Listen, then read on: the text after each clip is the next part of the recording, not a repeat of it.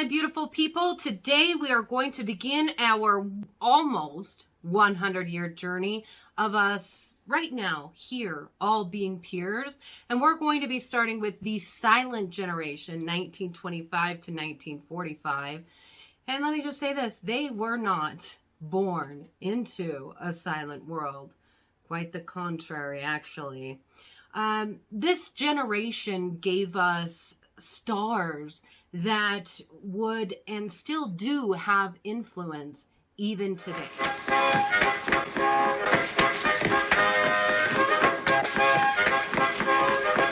Glad you could join me today. I thought today we'd do a fantastic little winter scene, just a simple little scene I think you'll really enjoy doing.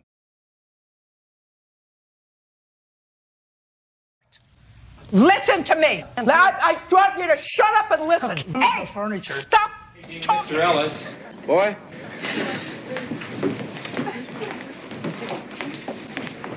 Bob Ellis. But martial art has a very, very deep meaning as far as my life is concerned, because as an actor, as a martial artist, as a human being, all these I have learned from martial art.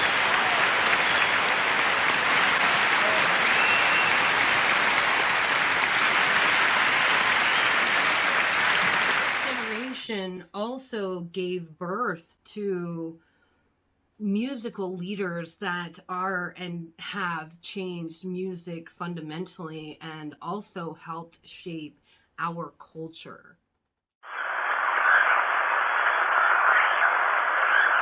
And in today's news, Private Presley departed Fort Hood, Texas for Bremerhaven, Germany for an 18-month tour of duty. Thousands of American teenage girls are left heartbroken, but German fans are sure to embrace Presley. According to the star, should rock and roll music die out during his service, he would leave singing and focus on his acting career. Sadly, the silent generation, the would-be parents of baby boomers,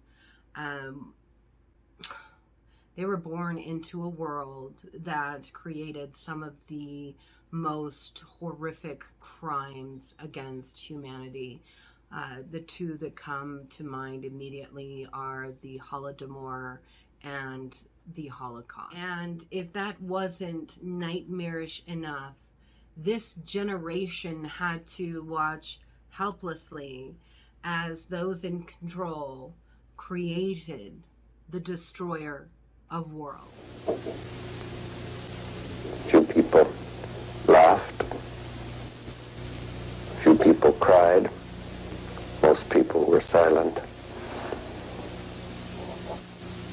I remembered the line from the Hindu scripture, the Bhagavad Gita. Vishnu is trying to persuade the prince that he should do his duty, and to impress him takes on his multi-armed form and says, "Now I am become death, the destroyer of worlds." I suppose we all thought that one way or another.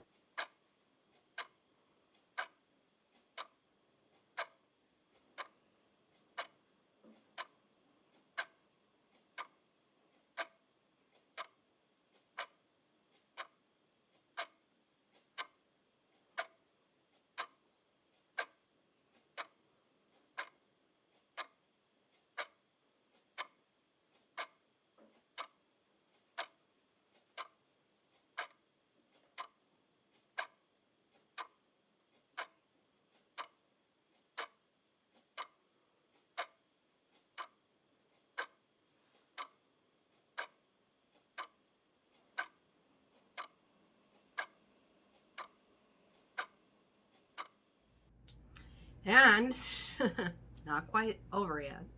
At the end of the birth of the silent generation, 1945, a new promise was given, a new hope, a way to create peace and unity between all nations. October 24th, 1945, we saw the creation of the United Nations.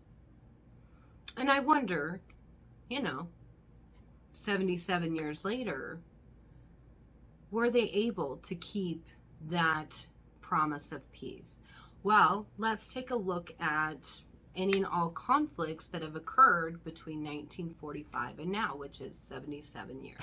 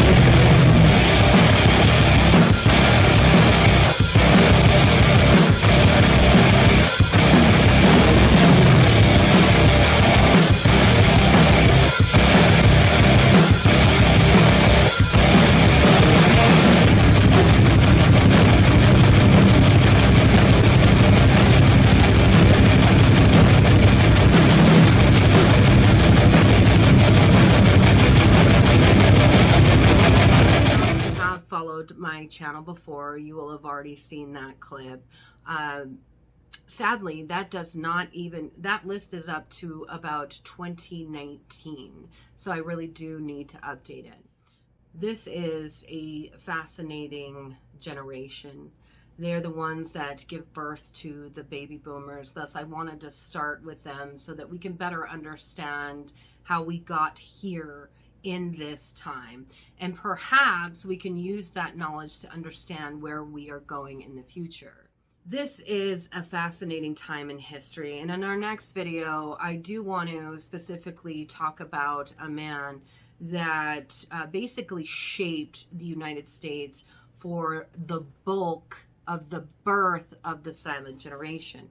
There's a reason that we're going to talk about him next time, but I do need to bring up something very important because it really does relate to where we are right now.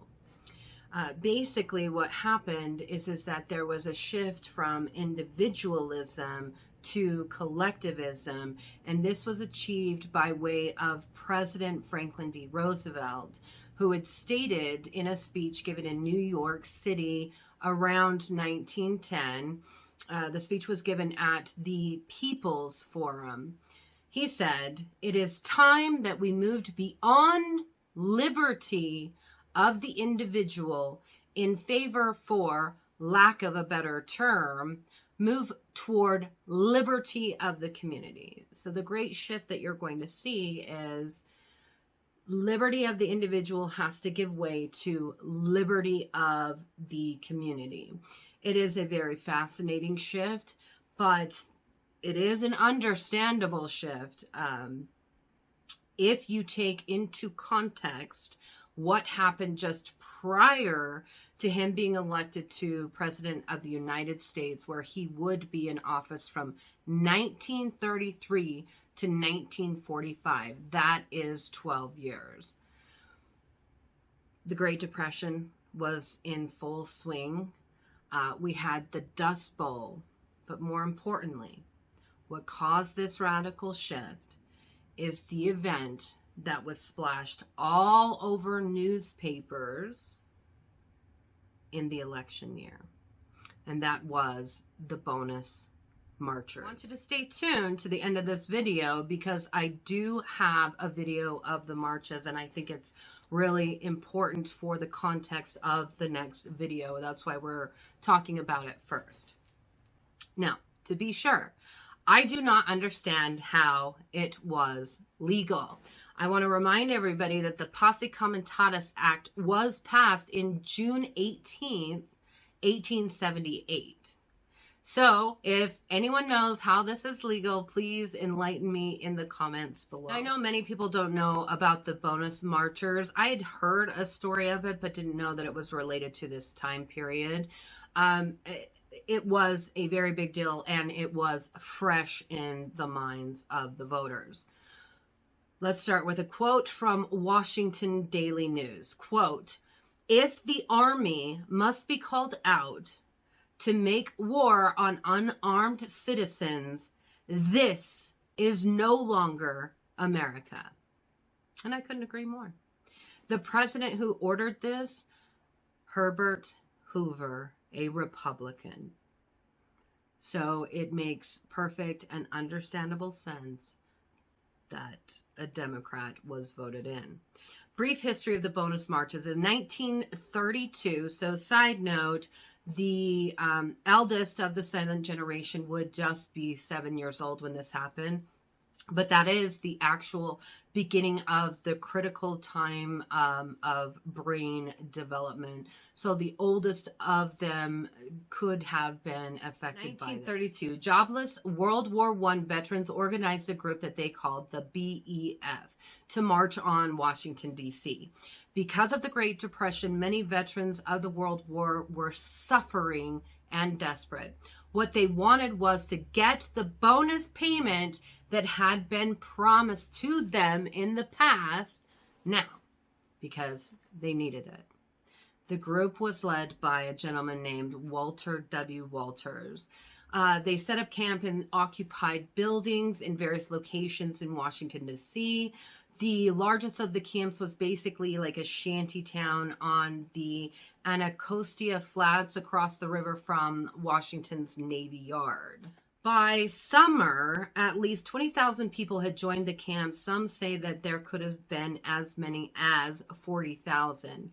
Even families joined in, but like all types of protests, you can't expect an undesirable element. Then President Hoover said that the protest was, quote, "The march was largely organized and promoted by the communists, included a large number of hoodlums and ex-convicts bent on raising a public disturbance." On June 15th, the House of Representatives voted on a bill that had been brought forward by Congressman Wright Patman, who was a Democrat from Texas, but who was also a World War I vet. It would provide for $2.4 billion, which would give that bonus payment that had been promised to the veterans. It did pass the House. The veterans cheered. Then June 17th happened. It went to the Senate. The Republicans opposed the Patman bill, mainly because it required the government to spend money it did not have. So it was voted down. Instead of going home, many of the BEF stayed, and on July 28th, the Attorney General William Mitchell ordered the DC police to remove the protesters from government property. When the police arrived, a riot erupted and police shot and killed 2 protesters. After that, the army was called in to restore order. General Douglas MacArthur led army troops. I want you to picture it. The standing army going to battle against military veterans that had fought and won World War I. It's so bad. So, General Douglas MacArthur led the army troops along with his aide, Major Dwight D. Eisenhower, and an able tank commander, Major George S. Patton. And I know a lot of you know those names. Under President Hoover's orders to drive the protesters back across the Anacostia, am I saying that right? I'm sorry if I said it wrong, river. The army was in position in the late afternoon. Once the order was given, the troops advanced with tanks, fixed bayonets, and tear gas. So they drove the veterans back across the bridge. All right. But President Hoover sent 2 messages to MacArthur to not cross the bridge. But he did not listen. MacArthur pressed the BEF camp to the far side of the river. The camp was still inhabited by over 10,000 people. They drove back the people with tanks and tear gas, and then the army set fire to the shanties. DC was overwhelmed with the wounded. Now, it was an election year. And as you can imagine, a Republican did not and would not hold office again until 1953. I want you to watch this video because words do not make it justice. In 1932, Washington was under siege. The capital was surrounded by over 10,000 unemployed veterans of World War I from all over the country. Their only assets were the bonus certificates they'd been given after the war, which promised a cash bonus sometime in the future. They needed it now. I came to Washington to get my bonus, and I'm going to wait for it till I get it if I have to wait till 1945. What that brought you to Washington? Want to beat the Undertaker, spend the money before the Undertaker gets it. I know who's made this country worth living in. It's just you fellas. Look, makes me so damn mad a whole lot of people speak of you as tramps. By God, they didn't speak of you as tramps in 1917 and 18. No. Take it from me. This is the greatest demonstration of Americanism we've ever had. Pure Americanism. President Hoover was left to deal with the veterans when the Senate rejected their demands. The marchers had stayed, camped out in central Washington. It's war, the greatest concentration of fighting troops in Washington since 1865. I knew something was going to happen, that they might be attacked. And I had a press card, so I passed the police lines, and then I saw the soldiers advancing into the camp. And when confronted with this, the men all stood there and said, "Stand firm as long as you can." And they started throwing tear gas. I'd never seen anything like it. They systematically went down the line, burned up all the tents and all the possessions of the people there. I was thinking of Herbert Hoover when this happened, because his election was in 3 months. I thought this would be the finish of Hoover. The orders of the president must be obeyed, and the roaring flames sound the death knell to the fantastic bonus army in the shadow of the beautiful dome of the capital of the United States of America. All right, that was brutal, but I think we needed to watch it in order to understand the great transformation that is going to take place in the next video when we talk about Franklin Roosevelt. Because I truly believe that a lot of these things that he pushed forward would not have been able to happen had it not been the perfect storm. The Great Depression, the stock market crashing, obviously, the Dust Bowl, and then this outright assault on people that fought in World War I. Please join me next time, and if you can, like, share, subscribe. Peace out, guys. Bye.